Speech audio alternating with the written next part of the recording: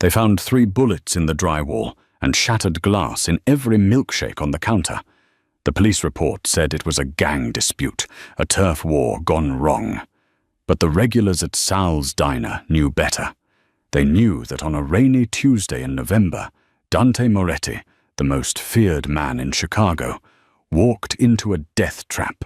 30 armed men against 1. He should have been dead before his coffee cooled. He wasn't. And it wasn't because of his gun, or his money, or his reputation. It was because of the girl pouring the coffee. This is the true story of how a waitress brought an empire to its knees with a single move. The rain in Chicago doesn't wash the city clean. It just makes the grime slicker. It was 11:45 p.m. on a Tuesday, the kind of night where the streetlights hummed with a nervous energy and the shadows stretched just a little too far. Inside the Iron Skillet, a diner that smelled perpetually of bacon grease and lemon floor polish, Cassidy Miller was wiping down the counter for the 3rd time. She was 26, with tired eyes the color of burnt espresso and a messy bun that had given up on life 3 hours ago. To the world, she was just Cass. She poured coffee. She remembered that old Mr. Henderson liked his toast almost burnt, and she never asked questions. The bell above the door chimed, a sharp, cheerful sound that felt out of place against the storm raging outside. Cass didn't need to look up to know who it was. The heavy, rhythmic thud of Italian leather boots on the checkered linoleum was as familiar to her as her own heartbeat. "Table 4, Dante?" she called out, wringing the rag into a sanitizer bucket.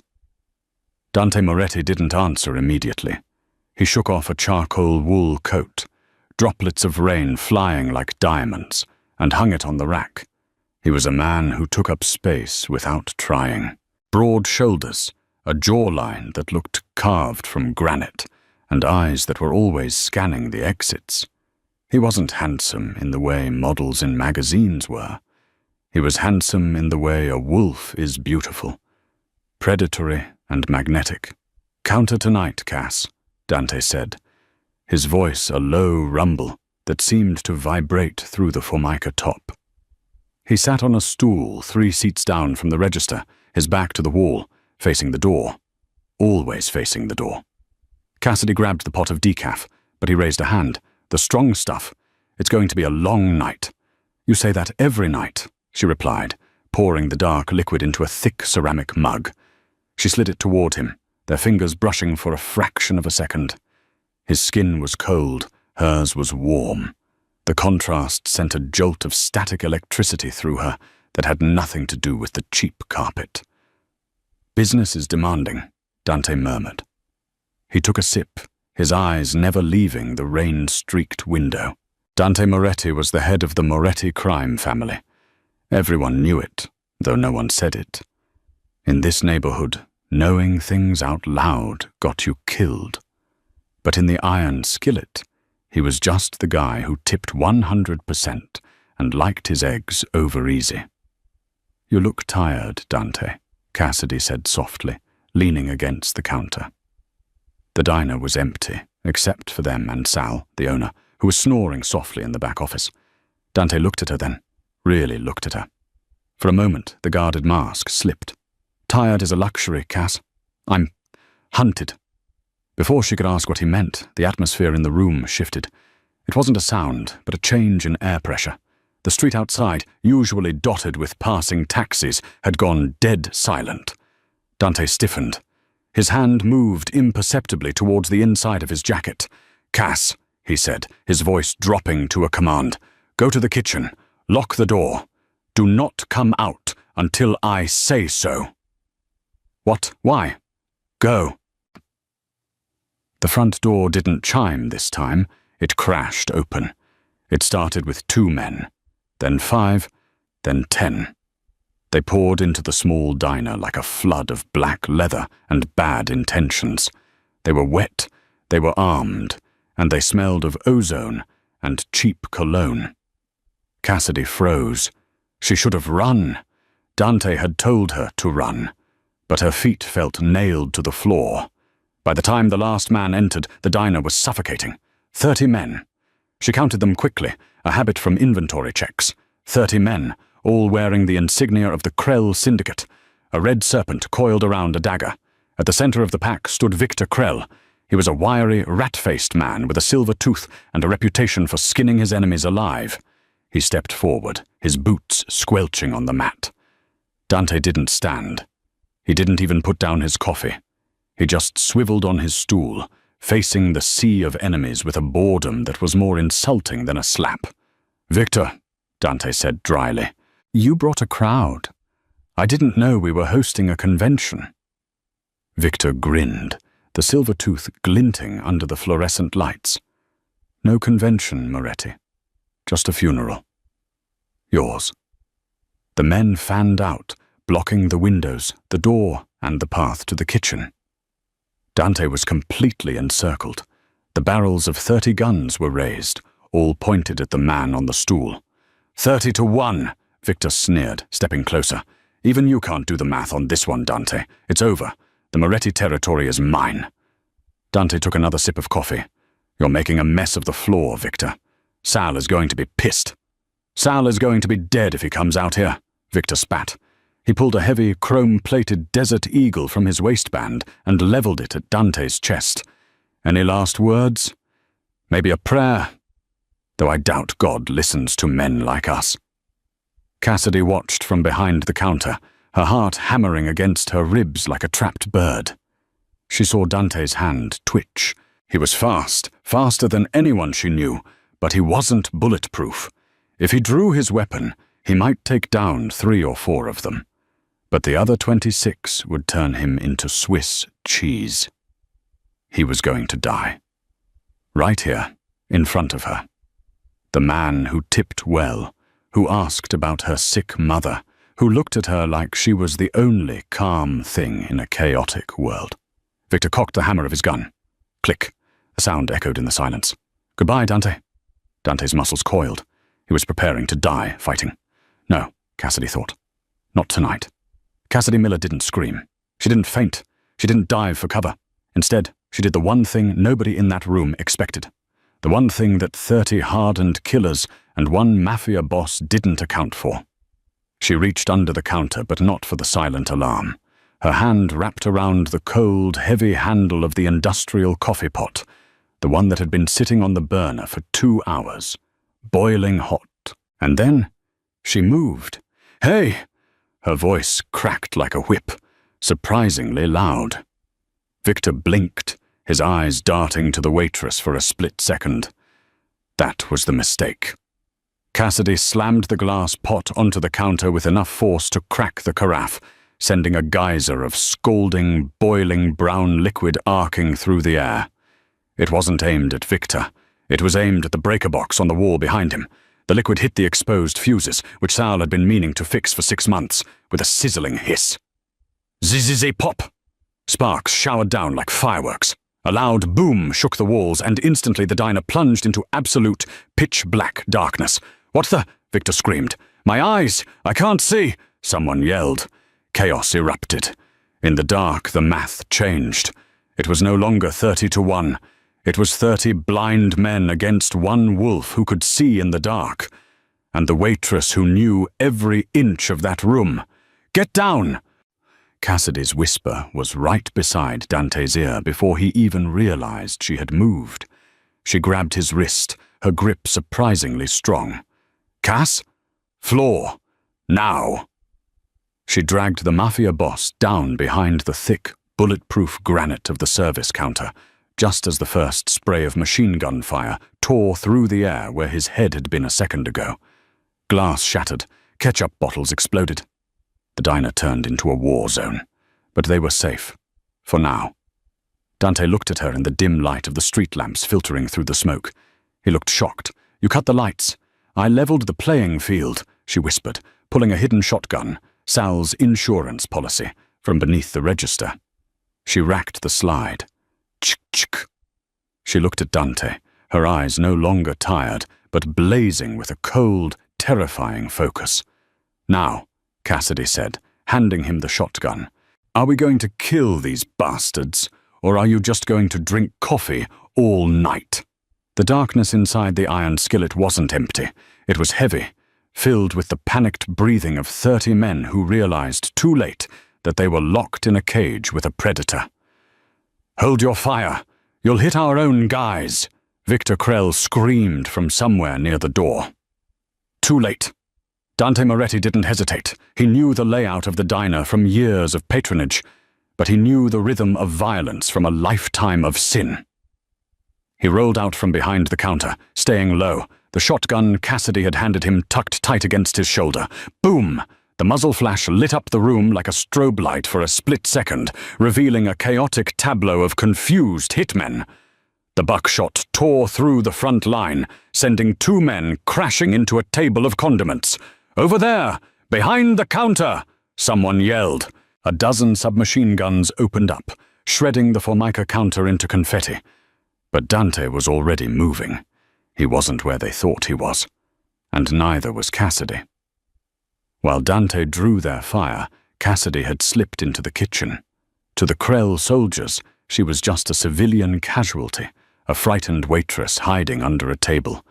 They ignored the kitchen swing door. That was their second mistake.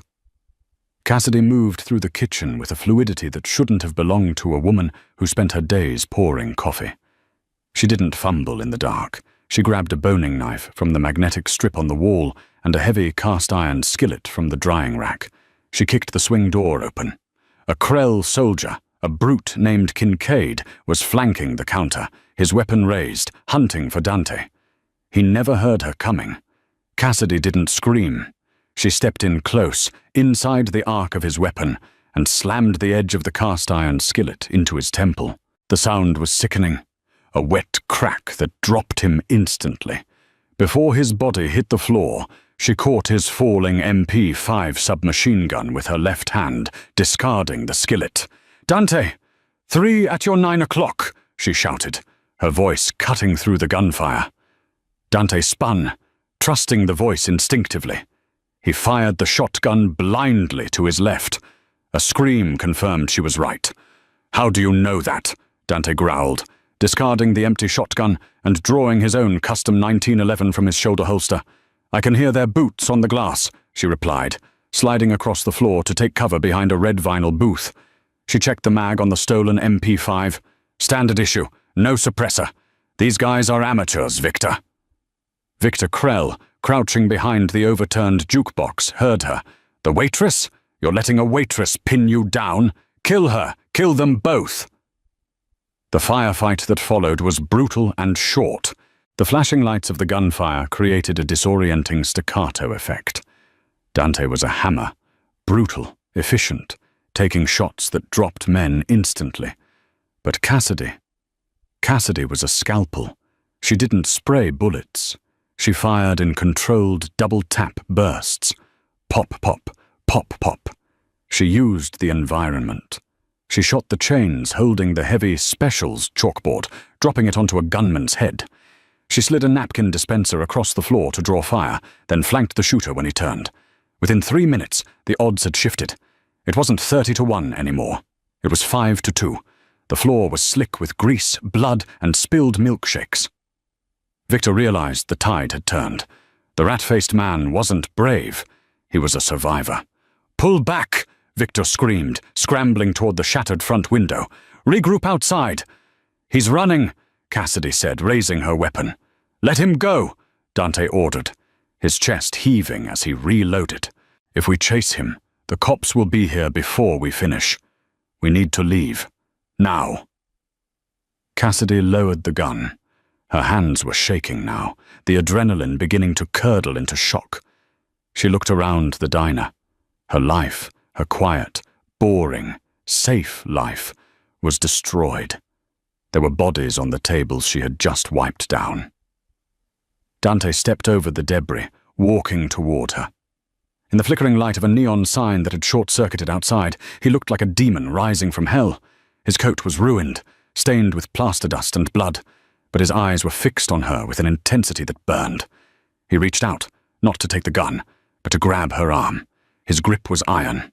"Who are you?" he demanded, his voice low and dangerous. "Waitresses don't know how to clear a jam on an MP5. Waitresses don't flank enemies." Cassidy looked up at him. The smell of cordite was thick between them. "I'm the girl who just saved your life, Dante. Isn't that enough?" "No," he said. "It's not." Sirens wailed in the distance.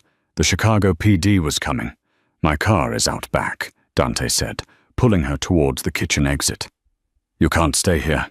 Krell knows your face now. You stay. You're dead." Cassidy hesitated for a second, looking at her apron, stained with the night's violence. She untied it, letting it drop to the floor. "Drive fast," she said. The drive was silent. Dante drove a matte black Audi RS7, weaving through the Chicago streets with a precision that bordered on reckless. He didn't head towards the Moretti estate in Lake Forest. That would be the first place Krell would look, and the first place the cops would raid. Instead, he drove towards the industrial district, pulling into the underground garage of a converted textile factory on the river. The safe house was a penthouse loft, all exposed brick, steel beams, and floor-to-ceiling glass overlooking the dark, churning water of the Chicago River. It was cold, sterile, and clearly designed for a man who didn't expect guests. Dante killed the engine. The silence that followed was louder than the gunfire. "Get out," he said. Cassidy climbed out. Her legs felt like jelly. The adrenaline crash was hitting her hard. She followed him into the private elevator. He keyed in a code, and the doors slid shut. Inside the loft, Dante threw his keys on a glass table and immediately went to a wet bar. He poured 2 fingers of amber whiskey and downed it in one swallow. Then he poured another and slid it across the counter toward her. "Drink," he commanded. "You're going to need it." Cassidy took the glass. Her hands were trembling so much the ice clinked against the sides. She took a sip. It burned, grounding her. Dante took off his ruined coat and tossed it onto a leather chair. Underneath, his white dress shirt was soaked in blood on the left sleeve. "You're hit," Cassidy said, her voice small. Dante glanced at his arm. "Graze. A ricochet. I've had worse shaving."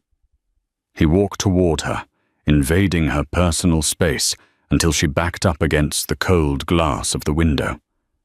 The city lights twinkled behind her, indifferent to the violence. "Stop shaking," Dante said, his voice softer now, but still commanding. He placed a hand on the wall beside her head, boxing her in.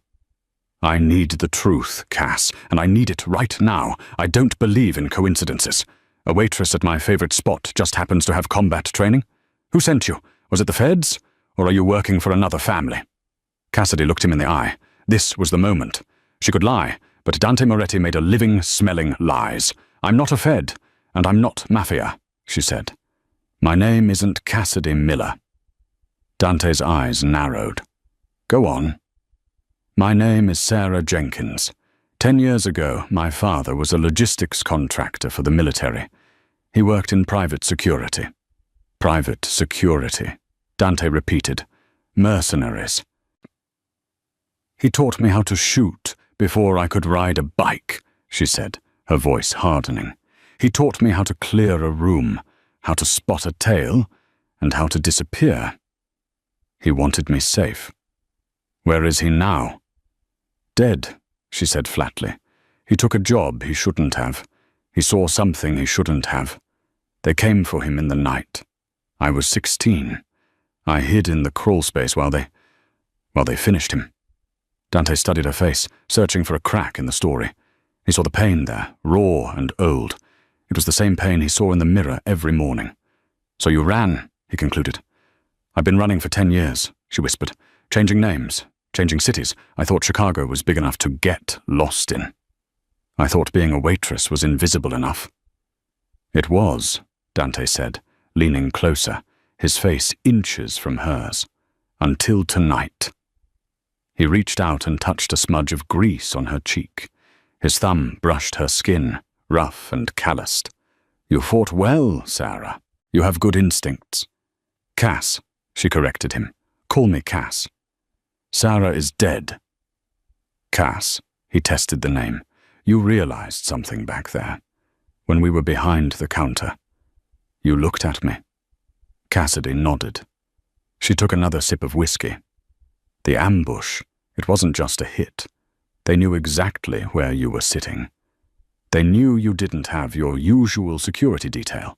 They knew the back door was welded shut because Sal lost the key last week. Dante stiffened. What are you saying? I'm saying Victor Krell didn't just get lucky, Cassidy said, her mind working sharply now, Sal. He had inside information. Someone told him you'd be there, alone, at that specific time. Dante turned away, pacing the room. Only 3 people knew I was coming to the Iron Skillet tonight. My driver, my consigliere, and my brother. Your driver is dead, Cassidy said. I saw his car outside. They slit his throat before they came in. That leaves Silas and Leo, Dante muttered. My brother Leo is in London closing a deal. And Silas, Cassidy interrupted. Is he the one with the limp? The older man who sometimes comes in with you on Thursdays? Yes. Silas has been with my father since before I was born. He raised me. Last Thursday, Cassidy said, her memory flashing back. Silas came in to pick up a takeout order for you. He was on the phone. He thought I was in the back, but I was refilling the sugar packets near the door. He was speaking Russian. Dante stopped pacing. The air in the room dropped 10 degrees. Silas doesn't speak Russian. He does, Cassidy insisted. He said 2 words clearly. Zatra, polnoche. Dante's face went pale, then dark with a rage that was terrifying to behold. Tomorrow.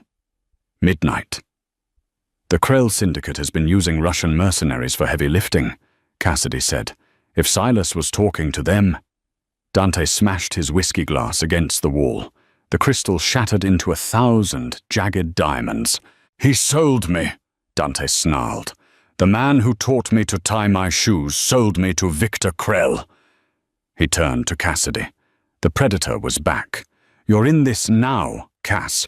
You saved my life, and you gave me the name of the traitor. That makes you a target for Krell and a liability for Silas. I know, she said. So what happens now? Dante walked back to her. He reached into his pocket and pulled out a burner phone. He tossed it to her. Now, Dante said, we stop running. You want to stay alive, you stick with me. But you're not a waitress anymore. Tonight, Senor, you're the only person in this city I can trust. He grabbed a medical kit from under the sink and sat on the leather sofa, wincing as he moved his arm. He ripped the sleeve of his shirt open, revealing the bloody gash. Stitch me up, Cass, he said, handing her a needle and thread. Then we're going to pay Silas a visit. Oh. Cassidy looked at the needle, then at the man, the Mafia King of Chicago, who was entrusting his flesh to her hands. She set her jaw. She had spent 10 years hiding. Tonight, she was done hiding. She sat beside him, the mattress dipping under her weight, and threaded the needle. Don't scream, she said. Dante smirked. A dangerous, crooked thing. I never scream. The rain had turned into a deluge, hammering the roof of the Audi like thousands of tiny fists. Dante drove with one hand, his left arm stiff and throbbing beneath the fresh bandages Cassidy had applied. They were moving into the Gold Coast district, where the streetlights were golden orbs, and the silence cost millions of dollars. Silas lives in the brownstone on the corner, Dante said, killing the headlights a block away. He likes to think he's a cultured man. First editions, rare scotch, classical music. He thinks murder is just another form of negotiation. Cassidy checked the magazine of her stolen MP5. Does he have security? Usually 2 men at the gate, but if he thinks I'm dead, he might have sent them home to celebrate. They exited the car into the storm. Cassidy moved differently now. In the diner, she had been reactive, desperate. Here, in the shadows of the elite, she was a ghost. She moved with a rolling gait, heel to toe, making no sound on the wet pavement.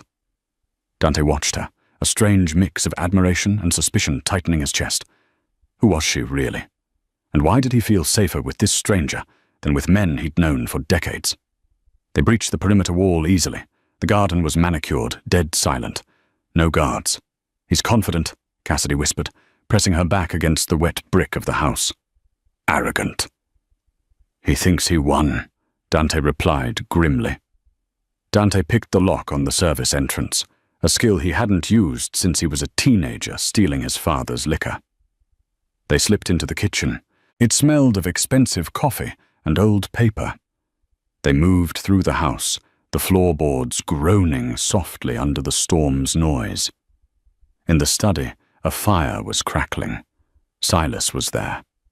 The old man sat in a winged leather armchair, a glass of brandy in one hand, a phone in the other. He looked like a grandfather, with thinning white hair and a cardigan. He was smiling at something being said on the other end of the line. "Yes, Victor, it's done. The city is yours. Just remember our agreement regarding the shipping lanes." Dante stepped out of the shadows. He didn't raise his gun. He just stood there, dripping wet, blood soaking through his white shirt. "Hello, Silas." Silas froze. The phone slipped from his fingers and tumbled onto the Persian rug. The voice of Victor Krell could still be heard tinny and small from the speaker. "Silas? Silas, what's happening?" Silas stared at Dante as if seeing a ghost. His face went grey. "Dante, my boy."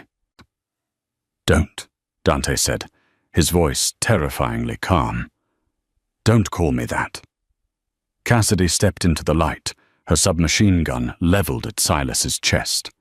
Silas looked at her, confused. "Who is this? The waitress? You brought the help?" "She's the reason I'm breathing," Dante said, walking closer. He kicked the phone away, severing the connection with Krell. "Why, Silas, you sat at my father's table. You carried his casket. You taught me how to lead. Why sell me to a butcher like Krell?" Silas set his brandy down with a trembling hand. He didn't reach for a weapon. He knew Dante too well. "Because you are weak, Dante," Silas said, his voice gaining a sudden, venomous strength. "Your father was a king. He ruled through fear. You? You want to go legitimate. You want to invest in tech, in real estate. You want to wash the blood off our name. But you can't wash it off, Dante. It's in the bone. So you killed me to save the business? I did it to save the legacy," Silas shouted, standing up. "Krell is an animal, yes. But he understands power. He will keep the organization alive. You were letting it die a slow, boring death." Dante looked at the old man. For a moment, Cassidy saw the boy inside the boss, the heartbreak of a son realizing his father figure was a monster. "You're right about one thing, Silas," Dante said softly. "I tried to be different. I tried to show mercy." Dante raised his 1911. "But tonight," Dante whispered, "I'm making an exception." "Dante, wait!" Silas started, raising a hand. Bang! The shot was deafening in the small room. Silas crumpled back into the chair, a single hole in the center of his forehead. The brandy glass didn't even fall. Silence returned to the room, heavier than before. The fire crackled. Dante stood over the body, his gun hand hanging loose at his side. He didn't look triumphant. He looked hollowed out. Cassidy lowered her weapon. She didn't say, "Good shot," or "He deserved it." She walked over to Dante and gently took the gun from his hand. He let go without resistance. "We have to go," she said softly. "Krell heard us. He knows you're alive. He knows you're here." Dante nodded slowly, tearing his eyes away from the man who had raised him. "He knows," Dante murmured, "and now he's going to panic." "Panic makes people make mistakes," Cassidy said. "Let's make him make a big one." They didn't go to another safe house. The network was compromised. If Silas had turned, anyone could have turned. "Where are we going?" Dante asked. He was in the passenger seat now, his energy fading as the adrenaline wore off and the pain in his arm flared up. "A place that doesn't exist on your maps," Cassidy said. She drove them to a dilapidated motel on the outskirts of the city, near the old rail yards. The neon sign buzzed and flickered. The sleepy O_L. The W was burnt out. "This is a dump," Dante noted, eyeing the peeling paint. "It's cash only, no cameras, and the owner owes my father a favor from 1998, Cassidy said. It's the safest place in Chicago right now. Inside room 104, the smell of stale smoke and lemon cleaner greeted them. It wasn't the Ritz, but it had a lock and heavy curtains. Cassidy pushed Dante onto the bed. Sit. I need to check those stitches. You were moving around too much. She turned on the bathroom light, the harsh yellow glow spilling into the room. She washed her hands and came back with the first aid supplies she'd grabbed from the loft. Dante unbuttoned his shirt. His chest was a road map of violence. Faded white lines from knives, round puckered scars from bullets. Cassidy traced one on his ribs with her eyes. Beirut, Dante said, catching her stare. A deal gone wrong. He pointed to another on his shoulder. Naples, a rival family. And this one? She asked, gesturing to the fresh, angry red wound on his arm. Chicago, he said, looking into her eyes. Betrayal. She cleaned the wound with efficient, gentle hands. The intimacy of the moment was thick, suffocating. They were two soldiers in a foxhole, the world outside trying to kill them. Why did you really save me, Cass? Dante asked quietly. You could have run out the back door when the shooting started. You could have disappeared. Why stay? Cassidy finished taping the bandage.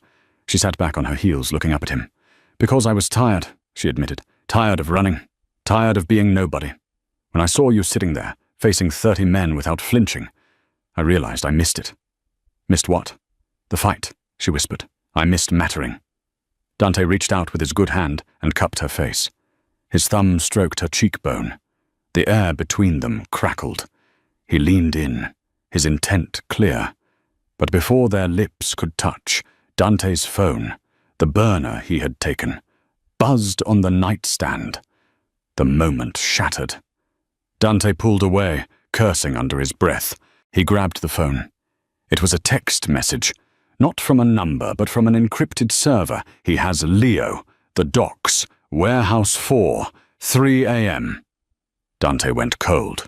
Leo? Your brother? Cassidy stood up, instantly shifting back into combat mode. He wasn't in London, Dante said, his voice trembling with suppressed rage. It was a setup. Krell had him grabbed before the hit on me. He was the leverage in case I survived. Dante stood up, ignoring the pain. If I don't surrender by 3 a.m., he kills Leo. It's a trap, Dante, Cassidy said. You walk in there, you both die. Warehouse 4 is a kill box. One way in, one way out. He'll have snipers in the rafters. I know, Dante said, checking his gun. But he's my brother. I'm not Silas. I don't trade family for safety. He walked to the door, then stopped and looked back at her. You've done enough, Cass. Stay here. If I'm not back by sunrise, leave the city. Go to Vancouver. I have a contact there. Shut up, she interrupted. Dante blinked. Cassidy was pulling her hair back into a tight ponytail. She looked fierce, beautiful, and terrifying. You're walking into a trap, she said, which means you need a distraction. And you need a sniper. I don't have a sniper, Dante said. Cassidy walked over to the closet where she had stashed a long canvas bag she'd retrieved from the trunk of the Audi, something she hadn't mentioned earlier. She unzipped it. Inside lay a disassembled Remington 700 sniper rifle, matte black and well-oiled. You don't, she said, assembling the barrel with a practiced click. But I do. Dante watched her, a slow, dark smile spreading across his face. Remind me never to piss you off, Cass. Too late for that, she said, racking the bolt. Let's go get your brother. The Chicago docks were a graveyard of rusted metal and fog. The mist rolled off Lake Michigan, thick and freezing, obscuring the towering cranes that looked like skeletal dinosaurs in the gloom. Warehouse 4 was a massive corrugated iron structure at the end of a pier. Floodlights cut through the fog, illuminating the wet concrete. Dante parked the Audi 300 yards away, behind a stack of shipping containers. Give me the earpiece, Cassidy said. He handed her a small tactical comms bud. She placed it in her ear. I'm going high, she said, pointing to a gantry crane overlooking the warehouse roof. It's a rusted ladder, wet metal, 60 feet up. It'll take me 10 minutes to get into position." "I'll give you 10 minutes," Dante said. "Then I walk in the front door." "Dante," she grabbed his arm, "don't die before I can shoot them." "I'll try my best." She vanished into the fog. Dante watched her go, feeling a strange tightening in his chest. He checked his watch. 2:48 a.m. He waited. The rain drummed on the roof of the car. He thought about Silas. He thought about Leo. He thought about the waitress who tasted like cheap coffee and danger.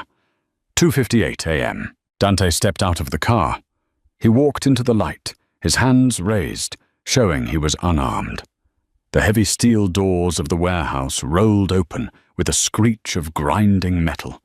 Inside, the space was cavernous. In the center, under a single hanging light bulb, sat a chair. Tied to it was Leo Moretti. His face was beaten, one eye swollen shut. But he was alive. Surrounding him were 40 men.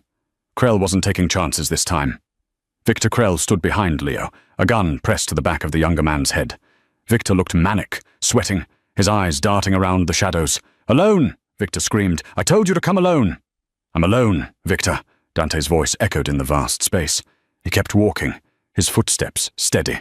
"Just me and you, let the boy go." "Stop!" Victor yelled. "Right there, check him!" Two goons patted Dante down, taking his 1911 and a knife. They shoved him forward. "You're hard to kill, Moretti," Victor sneered. "Like a cockroach." "And you're loud, Victor." "Like a chihuahua," Dante replied. Victor pistol-whipped Leo. Leo groaned, spitting blood. "Don't touch him." Dante's voice dropped an octave. "I'll do whatever I want," Victor shrieked. "I won. I took your territory. I took your consigliere. And now I'm taking your life. You have nothing left, Dante. No backup. No friends. No hope." Dante looked at his watch. 3 a.m. exactly. He tapped his ear. "Now, crack!" The sound of the high-velocity rifle shot arrived a split second after the bullet. The man standing next to Victor, the one holding the detonator to the C4, strapped to Leo's chair, head snapped back as red mist sprayed into the air. He dropped instantly. "Sniper!" someone screamed. Chaos broke loose. Crack! Crack! 2 more men dropped. The shots were coming from the roof, punching through the skylights with impossible accuracy. "Get cover!" Victor screamed, dragging Leo backward, using him as a human shield. Dante didn't dive for cover. He dove for the dead man. He grabbed the fallen guard's assault rifle, rolled over his shoulder, and came up firing. "Cass, keep them off the east flank," Dante yelled into his comms. "Copy that. 2 tangos moving to your right. Dropping them now." Crack. Crack. It was a symphony of violence. Cassidy was raining death from above, pinning the Krell soldiers down, forcing them into Dante's line of fire. Dante moved like a wraith, cutting through the confusion. He wasn't outnumbered anymore. He was the hammer, and Cassidy was the anvil. He reached the center of the room. Victor was dragging Leo toward a back office. "Victor!" Dante roared. Victor turned, firing wildly. A bullet grazed Dante's hip, but he didn't slow down. He couldn't. Dante raised the rifle, but he couldn't take the shot. Victor was too close to Leo. "Drop it, Dante, or I blow his brains out!" Victor screamed, hiding entirely behind Leo's battered body. The gun was jammed into Leo's neck. Dante froze. The shooting in the warehouse slowed as the last of Krell's men were picked off by the angel of death on the roof. It was a standoff. "You lose!" Victor panted, his eyes wide with madness. "I'm walking out of here with him, and if you follow, he dies." Dante's finger hovered over the trigger. He couldn't do it. The angle was impossible. "Cass," Dante whispered into the mic, "do you have the shot?" There was a pause. A long, agonizing silence filled with the sound of rain on the metal roof. "I can't see him, Dante." Her voice came through, strained. "He's too low. The angle is blocked by a steel beam. I can't take the shot." Dante's heart stopped. Victor grinned, sensing the hesitation. "Say goodbye to your brother, Dante." Victor began to back away, dragging Leo into the dark corridor. Dante looked at Leo. Leo looked back, his one good eye filled with resignation. "Let me go," the look said. But Dante Moretti didn't let things go. He looked around desperately. He needed a distraction. He needed a miracle. And then he saw it. The hydraulic line for the heavy loading bay door, running along the wall right next to Victor's head. "Cass," Dante said, his voice deadly calm. "Shoot the red pipe, 3 feet to the left of the door. Steam line, it'll scald them both. Do it!" Crack! The bullet struck the high-pressure pipe. It exploded outward with the force of a bomb. A massive jet of superheated white steam blasted directly into the corridor. "Ah!" Victor screamed as the boiling cloud enveloped him. He instinctively threw his hands up to shield his face, the gun moving away from Leo's neck for a fraction of a second. That was all Dante needed. He didn't shoot Victor. He sprinted. He covered the 20 feet in 2 seconds, diving into the steam cloud. He tackled Victor, the momentum carrying them both crashing through the drywall into the office. They hit the floor hard. The gun skittered away. Victor scrambled for a letter opener on the desk, slashing wildly. Dante caught his wrist. Dante's eyes were burning from the steam, his body screaming in pain, but his grip was unbreakable. "For Silas," Dante grunted, smashing Victor's wrist against the floor until the bone snapped. Victor howled, "For my brother!" Dante punched him, the sound like a wet sandbag hitting concrete. "And for the waitress." Dante wrapped his hands around Victor's throat. The hiss of the ruptured steam pipe slowly died down, replaced by the rhythmic drumming of rain on the corrugated metal roof.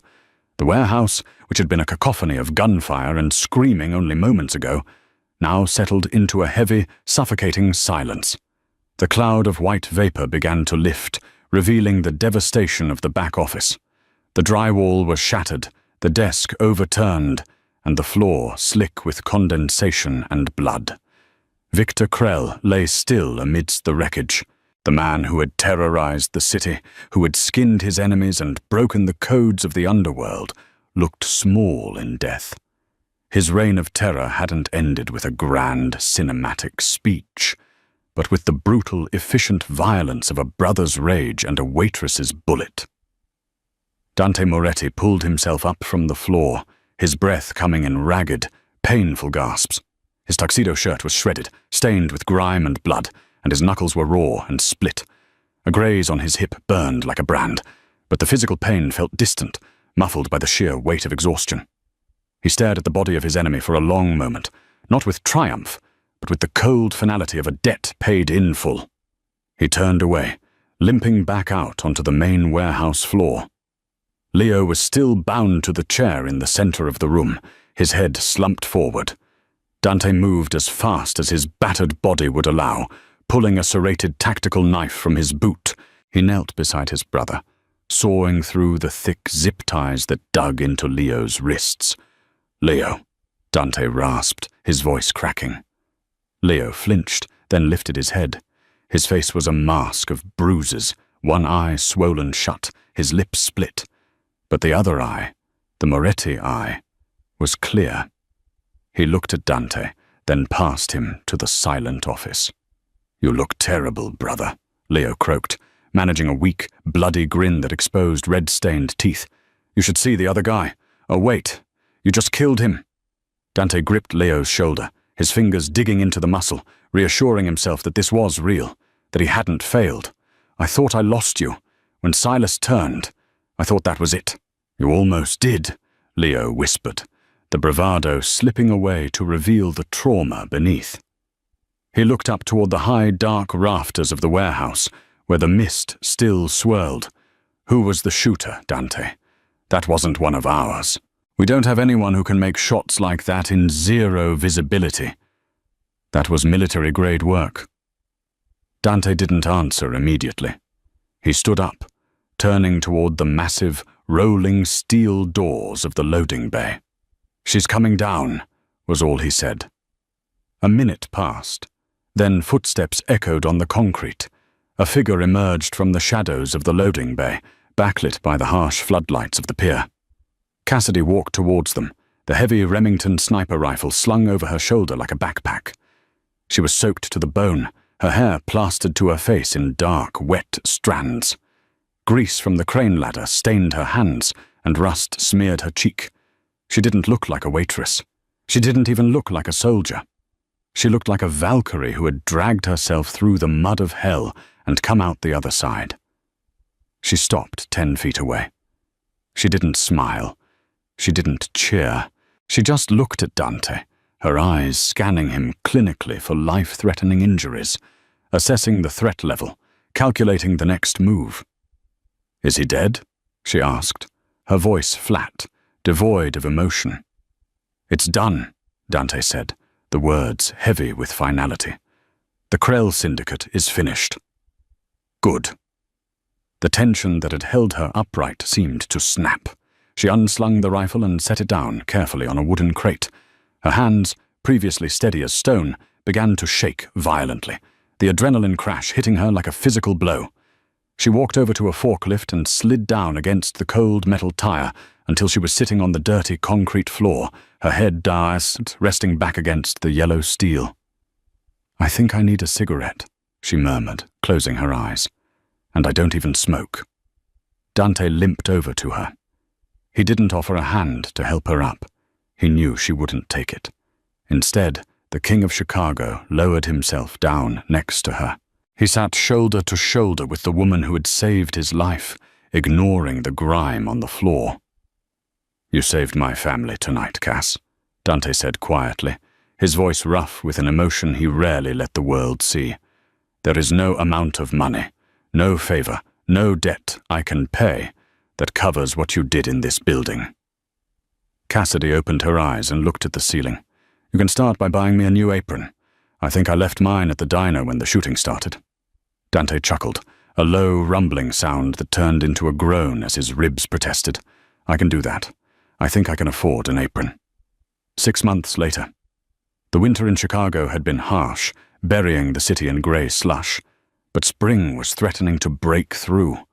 The iron skillet had reopened 3 weeks after the shooting. The bullet holes in the walls were patched and painted over, the shattered glass replaced, and the blood scrubbed from the linoleum until it shone. To the casual observer, it was the same greasy spoon it had always been, smelling of bacon grease and lemon polish. But the regulars knew. They whispered over their eggs and toast about the night the devil came to dinner and the angel who sent him back to hell. It was 11:45 p.m. on a Tuesday. The bell above the door chimed, a sharp, cheerful sound. Dante Moretti walked in. He wasn't wearing the heavy charcoal wool coat he used to favor. Tonight, he wore a bespoke tuxedo, the bow tie undone and hanging loose around his neck, the top button of his shirt undone. He looked tired, but it was a different kind of tired. It wasn't the paranoia of a hunted man. It was the fatigue of a builder. For 6 months, he had been rebuilding the empire, purging the rot Silas had left behind, and solidifying his hold on the city. He walked to the corner booth. Table 4. Sal, the owner, hurried over with a pot of fresh coffee, his hands trembling slightly less than they used to. "Mr. Moretti, good to see you. The usual?" "Just coffee, Sal. I'm waiting for someone." Dante sat with his back to the wall, facing the door. Old habits died hard. He checked his watch. 11:50 p.m. The bell chimed again. Every head in the diner turned. The conversation died instantly. The woman who walked in wasn't wearing a polyester waitress uniform with a name tag that said Cass. She was wearing a sleek, midnight blue evening gown that hugged every curve, shimmering under the cheap fluorescent lights. Over it, she wore a camel-colored trench coat that looked like it cost more than the entire diner's yearly revenue. Her hair, once kept in a messy bun, cascaded in polished waves over her shoulders. Cassidy Miller, or Sarah, or whatever name she had decided to keep, didn't look like she belonged in a diner anymore. She moved with a predatory grace, her heels clicking rhythmically on the checkerboard floor. It was the sound of authority. She walked straight to the booth and slid into the seat opposite Dante. She placed a small, encrypted tablet on the table between them. "You're late," Dante said, pouring a second mug of coffee and sliding it toward her. "Traffic was murder," she quipped, her lips curving into a smile that didn't quite reach her eyes. "Literally. There was a hit on the north side, remnants of the Krell loyalists trying to make a move. I had the security team reroute us 3 times. Dante smiled. It wasn't the guarded smile of a boss. It was the open admiration of a partner. "How is the security division running?" he asked, taking a sip of the dark brew. "Better than your logistics," she shot back without hesitation. "I fired 3 of your lieutenants this morning. They were skimming off the top of the dock shipments. I replaced them with 2 ex-military contractors I trust and 1 former intelligence officer." "Ruthless," Dante murmured, watching her over the rim of his mug. "Efficient," she corrected, picking up her coffee. She took a sip and grimaced immediately. "God, this stuff is terrible. It tastes like battery acid." "Why do we keep coming here, Dante? We own half the restaurants in the city." "Because it reminds us," Dante said, his voice dropping an octave. He reached across the chipped formica table, covering her hand with his. His thumb brushed over the faint, white scar on her knuckle. A souvenir from the night at the warehouse, a permanent reminder of the violence that bound them. Cassidy looked down at their joined hands. The waitress who cleaned tables was gone, buried under layers of silk and steel. In her place was the woman who controlled the Moretti family's entire enforcement network. She went quiet, her expression shifting. The playfulness vanished, replaced by a serious, almost somber intensity. "You know," Cassidy said softly, leaning in closer so only he could hear. "There's one thing I never told you about that night. One detail I left out." Dante went still. "What?" "I didn't just pick up that coffee pot because I wanted to save you," she confessed, her eyes locking onto his. "I didn't step in just because I was tired of running. I did it because Victor Krell was the man who killed my father 10 years ago. I saw his face on the news, but I could never get close enough to strike." She squeezed his hand, her grip surprisingly strong. "When he walked into the diner that night, I knew it was the only chance I would ever get. I knew that if I saved you, you would lead me to him." Dante sat back slightly, processing the words. He studied her face, looking for deception, for malice. He realized the truth instantly. She had played the long game. In the chaos of that night, she had calculated the odds and used the Mafia boss as a weapon to aim at her own enemy. "So," Dante said slowly, his voice unreadable, "you used me. You used the Moretti family, my brother, and my war, all to get your revenge." Cassidy didn't flinch. She didn't apologize. She held his gaze with a defiant fire. "I was outnumbered 30-1, Dante. I made the only move I had. Does that make you angry? That I used you?" Dante Moretti, the man who made grown men tremble, looked at the woman sitting across from him. He saw the intelligence, the ruthlessness, and the loyalty that had been forged in fire. He realized he wasn't looking at a subordinate. He was looking at an equal. He lifted a hand to his lips and kissed the scarred knuckles, a gesture of absolute devotion. "Angry?" Dante whispered, a dark, dangerous smile spreading across his face. "Cara mia, I've never been more in love." Outside, the rain began to lash against the window, washing the grime off the Chicago streets. But inside the booth, the king and queen of the city just drank their terrible coffee, ready for whatever war came next. And that is the story of how a single waitress turned a massacre into a revolution. It's a reminder that in the world of shadows, you never underestimate the person pouring your coffee, because she might just be the most dangerous person in the room. If you enjoyed this story, please hit that like button. It really helps the channel grow and lets me know you want more gritty crime dramas like this one. What would you have done in Cassidy's shoes? Would you have run, or would you have fought? Let me know in the comments below. Don't forget to subscribe and ring the bell so you never miss a new story. I've got a psychological thriller coming up next week that'll blow your mind.